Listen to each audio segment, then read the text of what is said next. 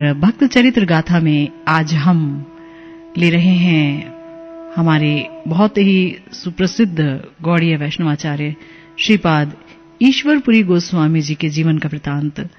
श्री ईश्वरपुरी जो थे वो श्री माधवेंद्रपुरी जी के प्रमुख प्रिय शिष्य थे और लौकिक लीला में श्रीमन महाप्रभु यानी श्री चैतन्य महाप्रभु के ये दीक्षा गुरुदेव भी थे। माधवेंद्रपुरी जी के जो शिष्य ईश्वरपुरी जी हैं, उन्होंने श्रृंगार रस का विस्तार किया। जैसा कि आप जानते हैं कि माधवेंद्रपुरी जी दास सख्य वात्सल्य और श्रृंगार रसों के उज्जवल फल को धारण करने वाले थे और उनके जो शिष्य थे श्री अद्वैताचार्य जी, वो दास्य और सख्य रस फलात्मक थे। तो ईश्वरपुरी जो थे वो साक्षात श्रृंगार रस फल स्वरूप थे और इनमें मधुर रसमयी रागानुगा भक्ति का पूर्णतम प्रवेश था। कुमारहट्ट हाली शहर ग्राम निवासी राढ़ देशीय कुलीन ब्राह्मण वंश में श्री श्याम सुंदर आचार्य के घर इनका जन्म हुआ। इन्होंने यथा समय विद्या अध्ययन किया। वेद वेदांत आदि समस्त शास्त्रों में ये पारंगत हो गए और शास्त्र अध्ययन के फलस्वरूप ये जान गए कि संसार असार है और घर का इन्होंने त्याग कर दिया। तीर्थ भ्रमण कर रहे थे तो इन्हें श्री माधवेंद्रपुरी जी का दर्शन प्राप्त हुआ। इन्होंने उनसे सन्यास ग्रहण किया।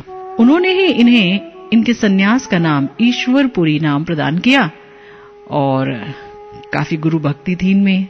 सदा श्री गुरुदेव की चरण सेवा करते हुए उनके अंतरंग शिष्य होकर ये उनके पास ही रहते थे।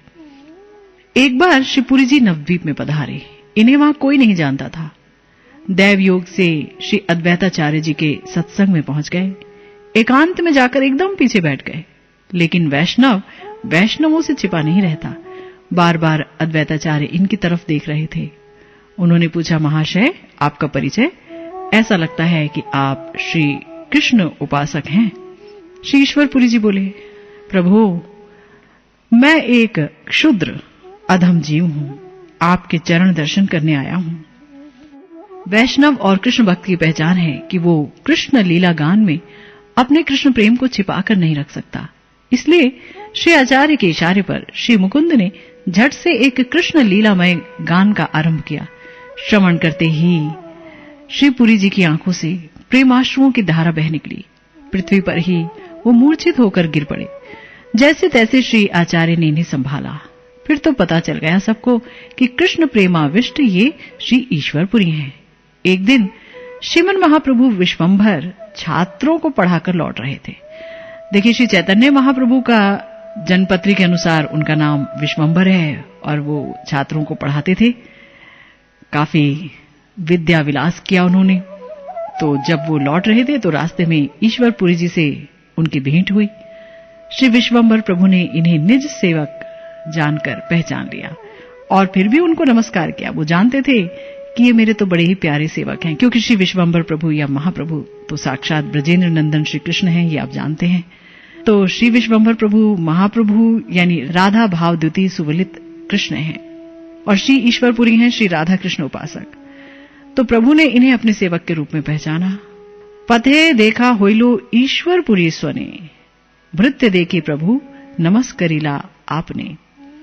श्रीमन महाप्रभु उस समय गृहस्थ थे और श्री पुरी जी का सन्यास आश्रम था, सन्यासी वेश था। लौकिक आचार में भी प्रभु को इन्हें अपने आप नमस्कार करना उचित ही था। भक्त भावमय प्रभु तो हैं ही, एक भक्त के लिए सदा उसे नमस्कार करना कर्तव्य भी है। श्री ईश्वरपुरी जी ऊपर से नीचे तक श्री विश्वंभर को देखने लगे। अति गौरवर्ण सुंदर आजानुलंबित शरीर, चमत्कृत हो उठे परम पुरुष जानकर पूछने लगे, विश्वंभर यही नाम है आपका? क्या पढ़ाते हैं आप? कहां रहते हैं आप? श्रीमन महाप्रभु के साथियों ने कहा, सन्यासी वर, इनका नाम है निमाई पंडित। ये यहां नवद्वीप में ही निवास करते हैं। श्री पुरी जी बोले, अच्छा आप हैं वो निमाई पंडित, मैंने आपका नाम पहले अवश्य सुना है। श्री प्रभु ने श्री पुरी को निमंत्रण दिया और बड़े आदर से अपने घर ले गए। श्री शची मैया ने श्रद्धा पूर्वक इन्हें श्री कृष्ण प्रसाद जिमाया। अति आनंद पूर्वक प्रसाद पाकर आप मंदिर में चले आए और अनेक देर तक कृष्ण कथा कहते रहे। भक्तों के मिलन का आदर्श है ही यही, मिलने पर भगवत कथा ही कहते सुनते हैं। विषयी लोग विषय और सांसारिक बातें करते हैं, परंतु भक्तों की परस्पर यही मिलन रीति है। इस प्रकार श्री पुरी जी कई मास तक नवद्वीप में श्री गोपीनाथ आचार्य के घर रहे। इनके दर्शन करने श्रीमन महाप्रभु भक्तों के साथ वहां नित्य ही जाते। श्री गदाधर पंडित के कृष्ण प्रेम को देखकर श्री पुरी जी ने उन्हें निज रचित श्री कृष्ण लीलामृत पढ़ाया। श्री पुरी जी श्री निमाई पंडित को साक्षात भगवान अनुभव ना कर सके। क्यों? क्योंकि प्रभु की लीला शक्ति ऐसा नहीं चाहती थी। फिर भी श्री पुरी श्री निमाई का अति आदर करते।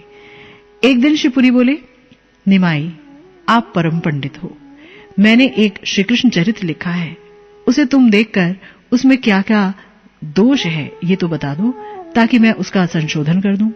महाप्रभु बोले, भक्तों के वचन और उसमें भी फिर कृष्ण वर्णन, अरे उसमें जो दोष देखता है वो पापी है। प्रभु ने कहा, श्री भगवान तो भावग्राही हैं। अरे जो व्याकरण नहीं जानता संस्कृत का वो बोलता है श्री विष्णाय नमः, और जो जानता है वो बोलता है विष्णवे नमः। किंतु भगवान भक्त के भाव को ग्रहण करते हैं, वो दोनों के प्रति कृपा रखते हैं। जो भक्ति से विष्णाय नमः कहता है भगवान उसे भी ग्रहण करते हैं।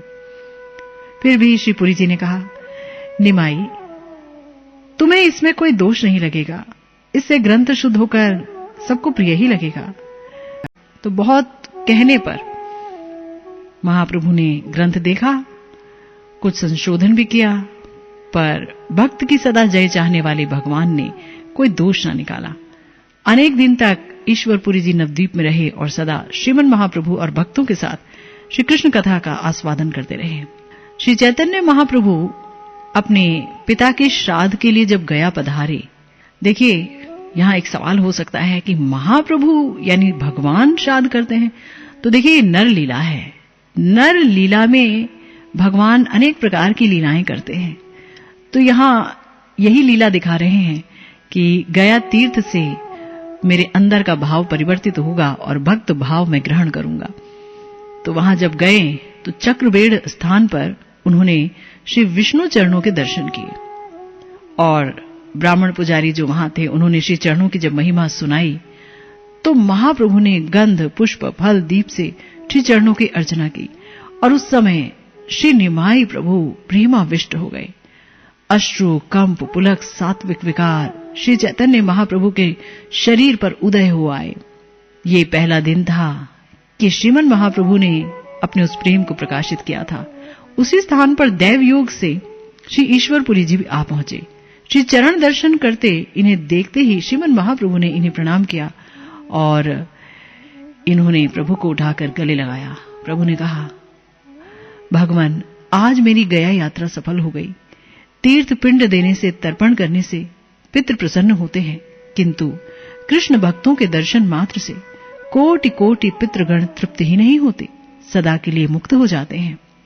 प्रभु ने कहा, आप मेरा संसार समुद्र से उद्धार कीजिए। मैंने ये देह आपको समर्पण किया है। आप मुझे श्री कृष्ण चरण कमलों का रस पान कराइए, यही भिक्षा दीजिए मुझे। ईश्वरपुरी जी बोले, सुनिए निमाई पंडित, आप निश्चय ही ईश्वर हैं। आपके जैसा पांडित्य और चरित्र ईश्वर को छोड़कर और कहीं नहीं पाया जाता। मैंने आज एक शुभ स्वप्न देखा, उसका ही साक्षात फल मेरे सामने है। आपके दर्शन में ही मैं प्रतिक्षण परमानंद सुख को अनुभव कर रहा हूं। सच पूछो तो जब से मैंने तुम्हारे दर्शन नवद्वीप में किए, तब से मुझे कुछ और नहीं अच्छा लगता।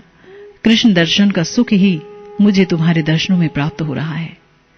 श्रीमन महाप्रभु ने अपने ही भाग्य की सराहना की श्री पुरी जी के दर्शन पाकर। फिर प्रभु गया तीर्थ भ्रमण में चले गए।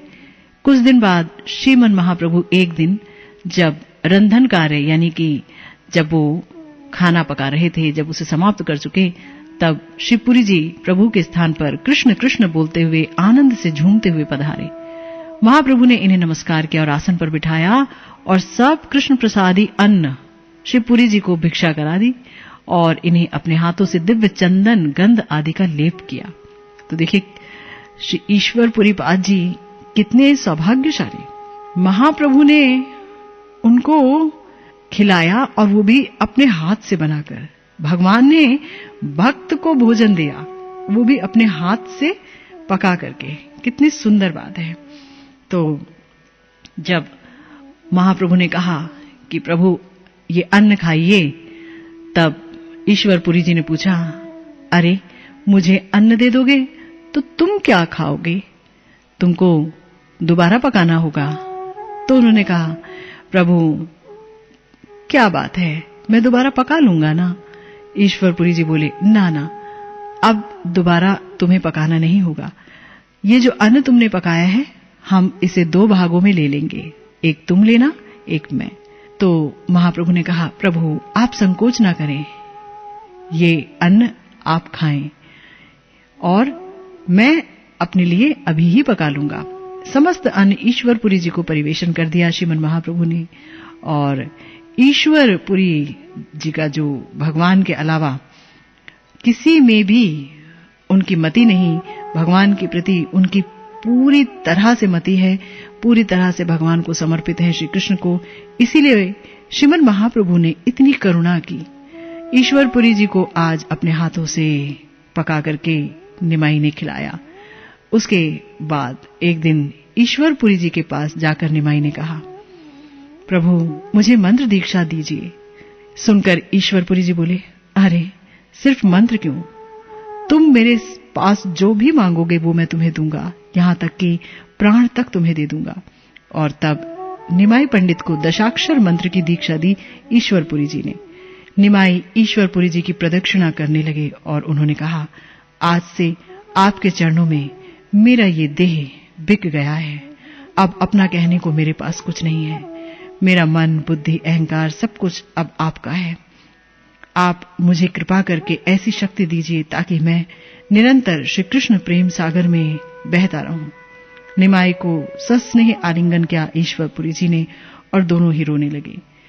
गया में अब कितने दिन रहते निमाई?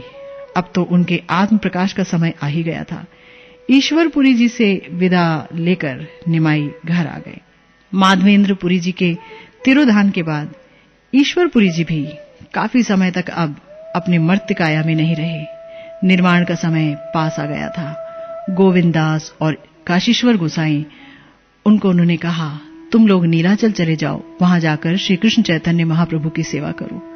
गोलोक बिहारी श्री कृष्ण ही कलिकाल में जीव के निस्तार के लिए नदिया के गौरांग महाप्रभु के रूप में आविर्भूत हुए हैं। गोविंद और काशीश्वर गुरु वाक्य शिरोधार्य करके नीलाचल चले गए।